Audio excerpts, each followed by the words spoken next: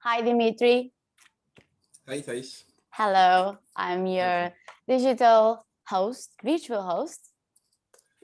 Great to meet. Nice to meet you. So I would like to get to know you a little bit better. Can you give me a little bit of introduction about yourself, a little bit about your project, Keyko? So go ahead. I'm Dimitri.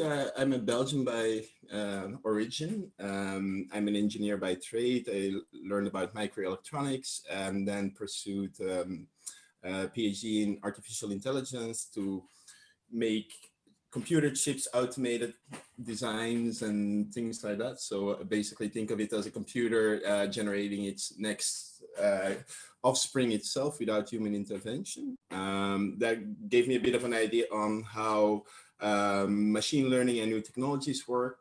Then I moved to Berlin. We started the company Ascribe in 2013. Ascribe was all about giving creators self-agency using the Bitcoin blockchain.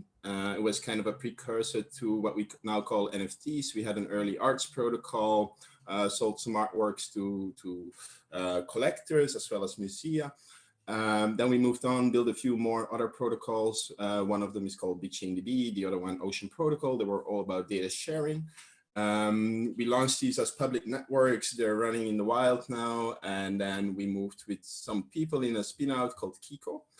Keyko is now almost 2 years old. We're about 30 people. We claim to deliver unstoppable digital ecosystems, and I think we're doing pretty well on that.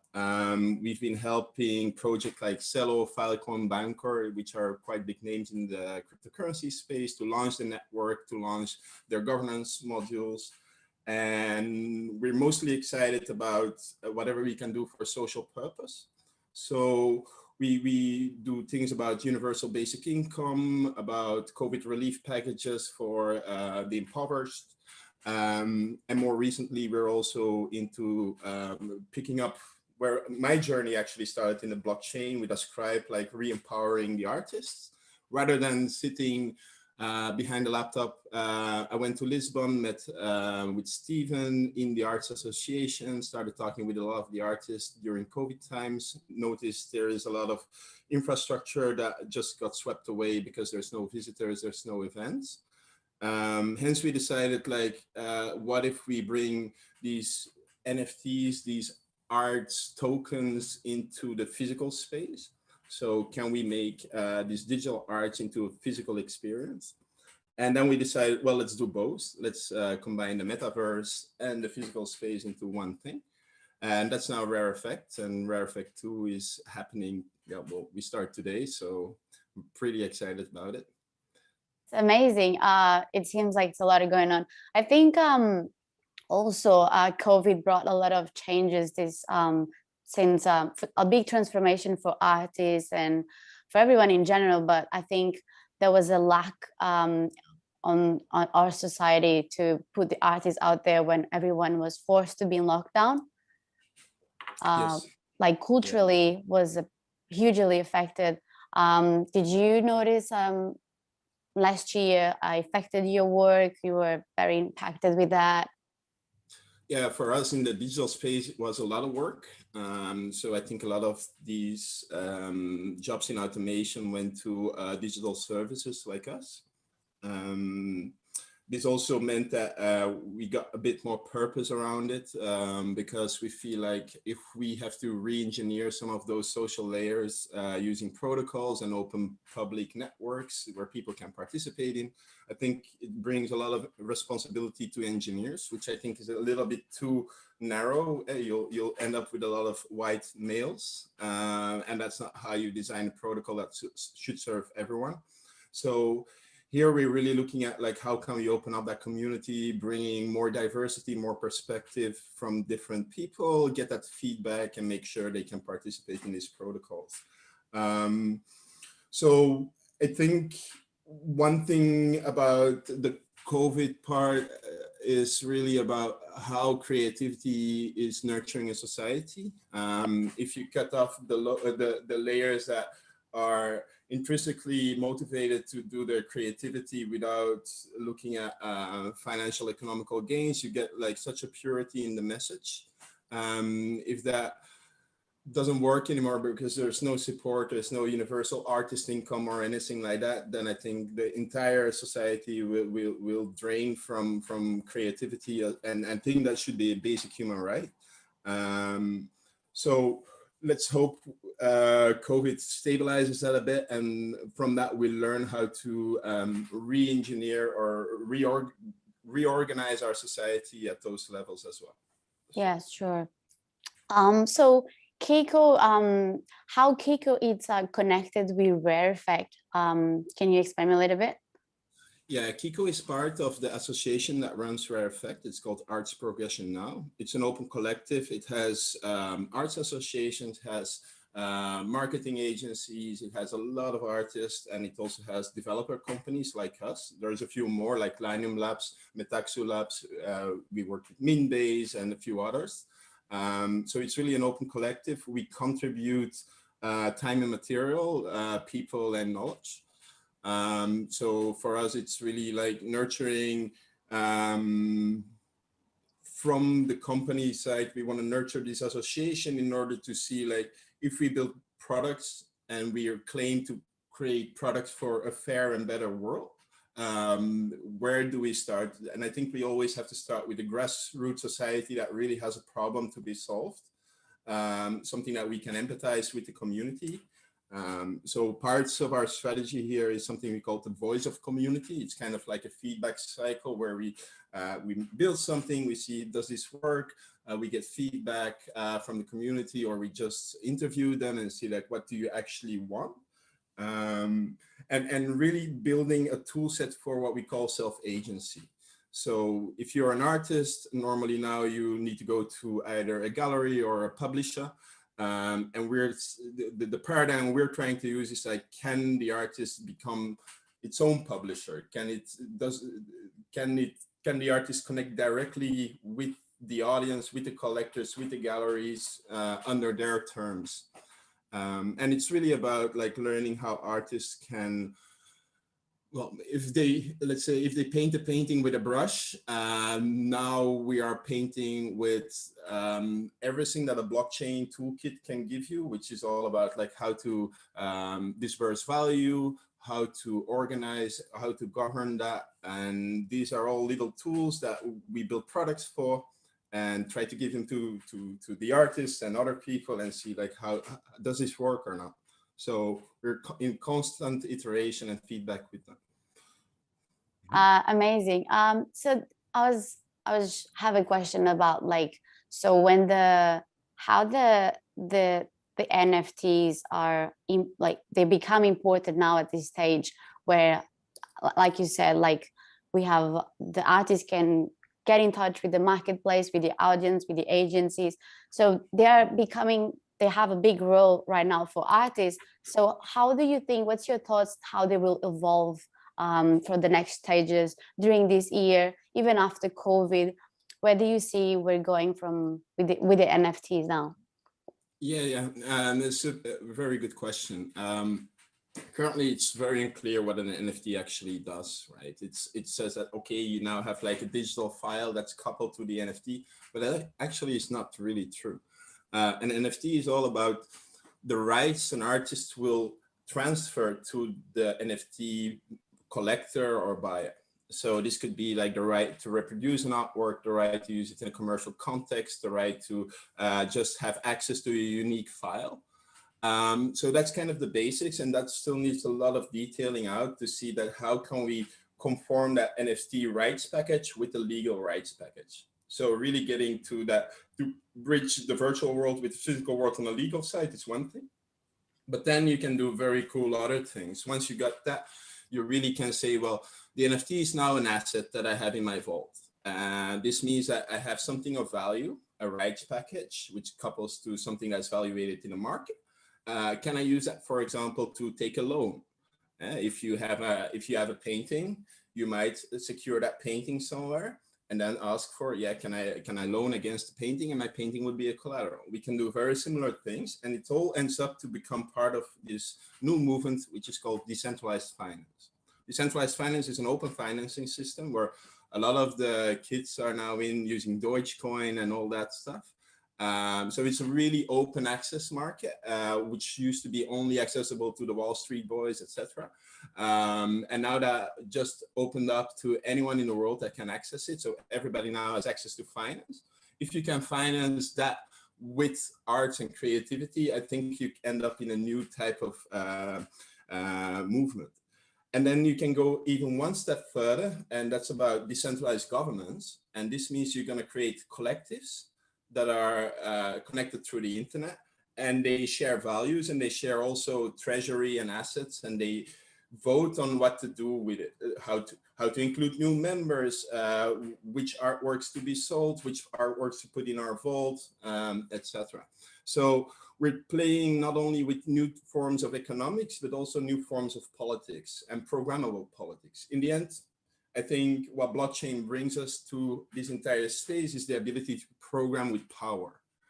So everybody can start deciding like, hey, if my artwork sells, I want to have 20% of the sale, and I want to have 80% going to a good purpose, a social purpose. So for that, for example, Keyko works with a project called Impact Market. It's basically an open funding system for like refugee camps in Africa. And with blockchain, you can really like directly move that value from your sale towards those impact projects. So these are all new things to play with, and you play with it a little bit like Lego blocks. Like you start with like an NFT, you put like an auction module on that, then you put like a social cause on top of that, you govern that.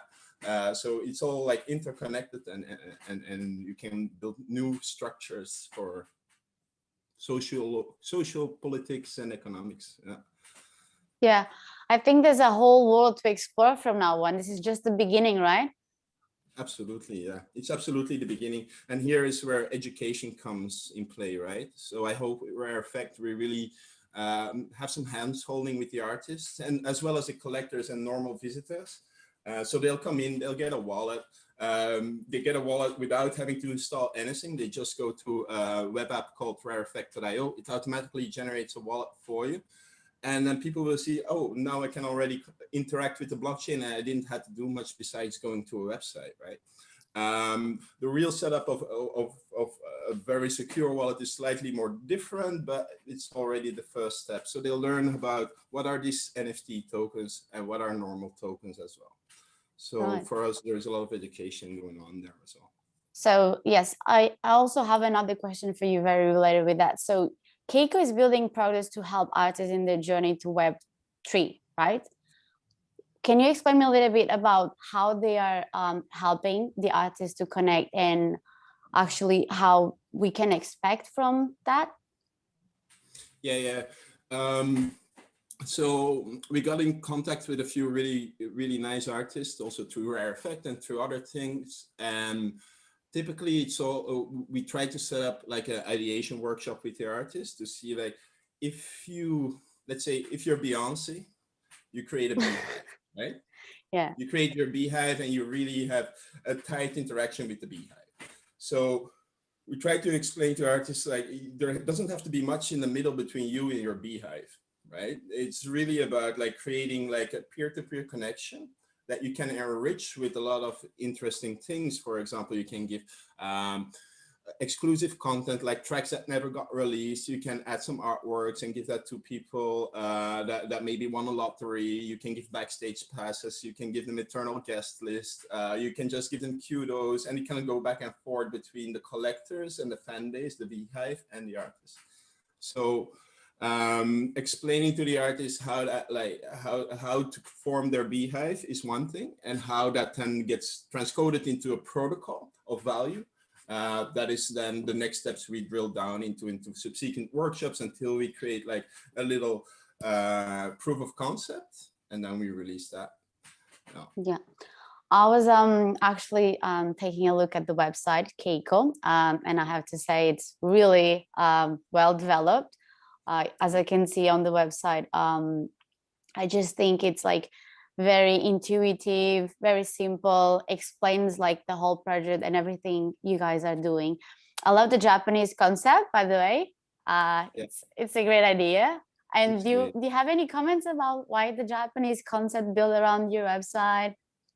Yeah, my co-founder is married to a Japanese woman, and his daughter Oh, is actually Keiko, which is oh it wow. sounds a bit like Keyko. Um, the whole design was done by Luminate, which is also from Arts Progression Now.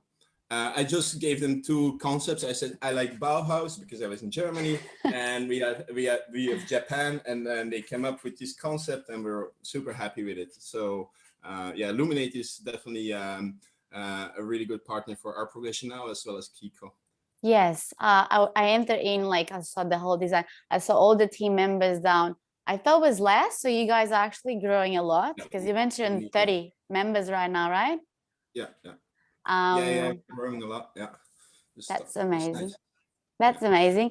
And I also I had another question for you related with Did you go to the dojo? I did. I did went to the dojo. I noticed there was a, I have it here, just give me 1 second. So when you enter the dojo, you can see two things. Actually, the whole entrance is just absolutely amazing. The lights, the setup, and then you have the silo validator, and then you Yeah. have an instrument that I was actually trying to find the name of it. I don't know, how do you call that instrument? The drum or The gong. the The gong? gong. Yes. The gong. Yeah, yeah, yeah. And That's then on the back on the screen, I was just like very funny how it drops someone falling from the outside. And I want to ask you, there's any explanation for that? Because I was just like, who's falling on the background? It was so funny. yeah. It's actually, that design is done by a really good friend of ours called Fabu Chow. He made an amazing other website called Berghain Trainer, and now does Rave Space. I know that website. Yeah, I have yeah, to yeah, tell you, the Burger in China. yeah, yeah. That's the Wow, same guy. he Same guy. developed that. Yeah. Amazing. Yeah, same guy. He's brilliant. Again, he didn't need much. The when you hit the gong, the person falling in the back is a Chad.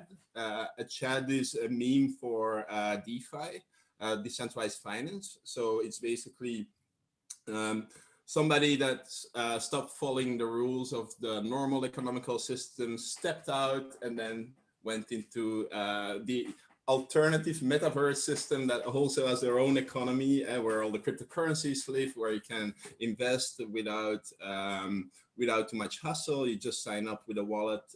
You own your own cryptocurrency. You don't have to get custodianship by a bank or whatnot. So it's basically, it's kind of like a zeitgeist idea that is dropping from the sky. Wow, that's absolutely amazing. Well, it's a hidden meaning behind, but well connected with the whole website. I think it's just great. And Yes, I could also give a little bit more context about the Celo validator, yes. because there we trying to implement a new paradigm in economy. We call it social farming. And farming in an economical sense that's also related to this decentralized finance, but I'll try to explain it as well as I can. Yes. Celo is also a public blockchain. This means it is operated by computers that are all across the world, and those computers are called validators. In order to become a validator in the network, people have to vote with tokens on your validator. And what we built in the dojo was an incentive schema to get elected into that validator set, because if you are part of that network nodes, then you get rewards from that network. You get like cryptocurrency in return to secure the network. So then the question is, okay, now we're getting free internet money. It's not actually super free, but it's kind of like an interesting new concept. And the idea was there, like, can we make it more purposeful? So everything we earn from that validator is being directed to this impact market that I mentioned before. And all the profits coming from there are directly moved towards social impact projects, such as refugee camps in Africa, inclusion projects, vaccination programs, education programs. And people can actually when they start voting on our validator, they also get governance control, and they can choose which project to steer the funds to. Okay. So it's our Yes, playground. it is beautiful. I think it's just it's really well constructed, the whole website and all this system of staking and then earning. As I can see, you have also on the seal of validator, people can earn rewards by staking, right? Yeah, they earn mojo in our dojo. Mojo and dojo.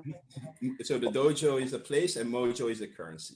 Okay, thank you for the explanation, because I think I wouldn't get that. Yeah. Yes, okay. So a little bit more about yourself.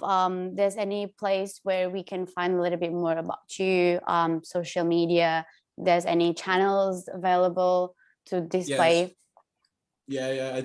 I had a probably you can find some YouTube videos of stuff we've done in the past. There's a few projects that I love a lot. One of them is called Nature 2.0. There's a lot of things called token engineering, where you basically learn how to make those protocols. But I think a good pointer there is within the Keyko website, you find our Medium page, and that it means it's our blog post, and there we try to like cover all the projects and products we are building, like explaining why we're doing it, how we did it, and how people can participate. Myself, you can find typically on Twitter, like Dimitri Di Jonghe, or on LinkedIn. Yes, I can see your Twitter, and I have a very good, interesting point to mention. So keep the internet weird for your cover, which any comments for keep the internet weird? Yeah, I think if you look at where a lot of innovation will come from, it comes from where everybody can have their opinion. Yeah.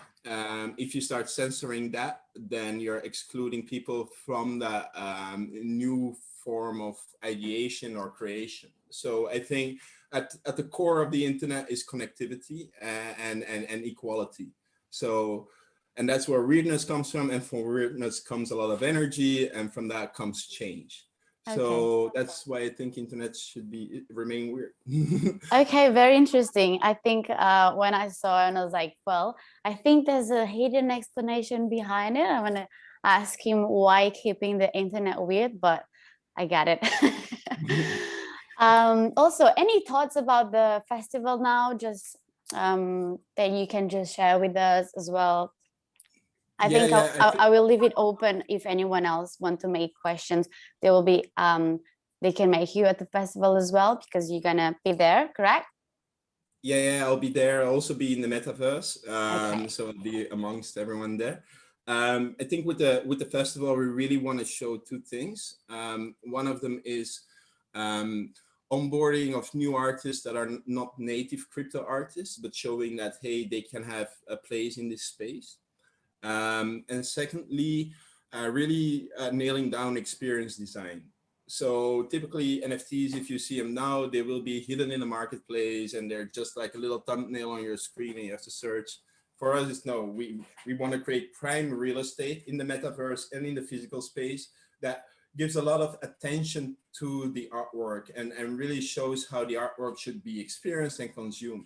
And if you go to the physical space, you also see that we're not just having like videos and images, but we'll also have holograms. We have really cool digital setups. We have artificial intelligence. We have augmented reality.